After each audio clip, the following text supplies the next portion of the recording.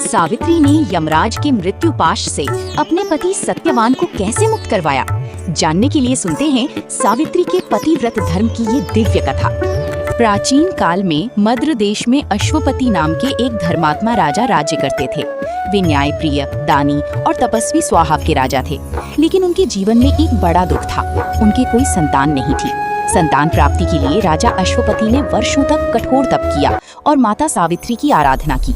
उनकी भक्ति और तपस्या से प्रसन्न होकर देवी ने उन्हें एक तेजस्विनी कन्या का वरदान दिया। कुछ समय बाद राजा के महल में एक कन्या का जन्म हुआ। वो कन्या अत्यंत सुंदर, गुणवान और तेज से भरी हुई थी। देवी की कृपा से जन्म लेने के कारण उसका नाम सावित्री रखा गया।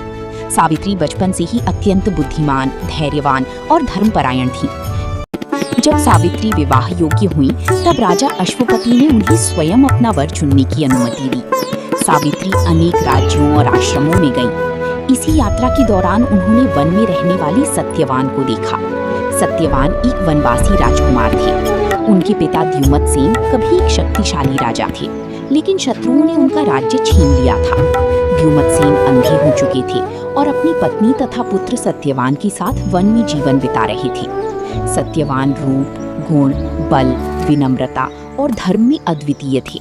वे अपनी अंधी माता पिता की सेवा करती थी और वन में रहकर भी राजकुमारों जैसा तेज रखते थे। सावित्री ने मन ही मन सत्यवान को अपना पति स्वीकार कर लिया और लौटकर अपने पिता को अपना निर्णय बताया। सावित्री ने मन ही मन सत्यवान को अपना पति स्वीकार कर लिया और लौटकर अपने पिता को अपना निर्णय बताया। उसी समय देवर्षि नारद भी राजा अश्वपति की दरबार में उपस्थित हुए।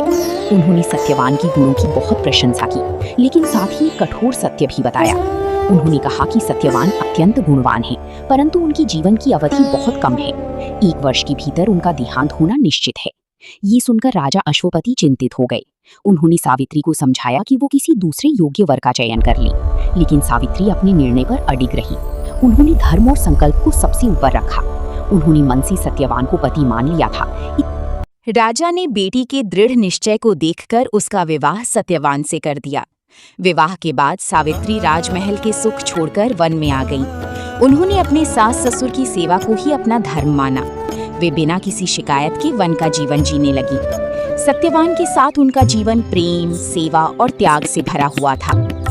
सत्यवान हर दिन वन से लकड़ी, फल और आवश्यक वस्तुएं लाकर परिवार का पालन करते थे। राजमहल के सुखों से दूर होकर भी दोनों के हृदय में शांति, विश्वास और एक दूसरे के प्रति अटूट प्रेम था। लेकिन सावित्री को देवर्षि नारद की बात याद थी। सत्यवान के जीवन का वो अंतिम दिन निकट आता जा रहा था। जैसे जैसे समय पास आया, सावित्री ने कठोर व्रत और उपवास आरंभ कर दिया। उन्होंने 3 दिनों तक पूजा, जप और तप में मन लगाया। वो जानती थी कि विधाता की लिखी रेखा को बदलना आसान नहीं, लेकिन सच्ची भक्ति और अटूट निष्ठा में अद्भुत शक्ति होती है। निश्चित दिन आया। सत्यवान लकड़ी काटने के लिए वन जाने लगे। सावित्री भी उनके साथ चल पड़ी।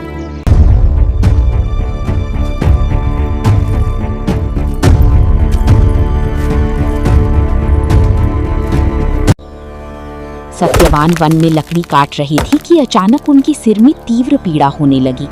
वे बहुत अस्वस्थ हो गए और सावित्री की गोद में सिर रखकर विश्राम करने लगी। कुछ ही क्षणों में उनका शरीर शांत हो गया। सावित्री समझ गईं कि वो कठिन घड़ी आ चुकी है। तभी वहां यमराज प्रकट हुए। वे सत्यवान के प्राण लेने आए थे। यमराज ने सत्यवान के सूक्ष्म शरीर को अपने पाश में बांधा और दक्षिण दिशा की ओर चल पड़ी। सावित्री अपने पति के पीछे पीछे चलने लगी।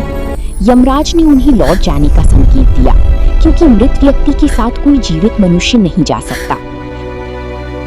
सावित्री ने यमराज के साथ हुए संवाद में धर्म, सत्य, सेवा और पत्नी के कर्तव्य का ऐसा महान वर्णन किया कि यमराज भी उनकी बुद्धि और निष्ठा से प्रभावित हो गए।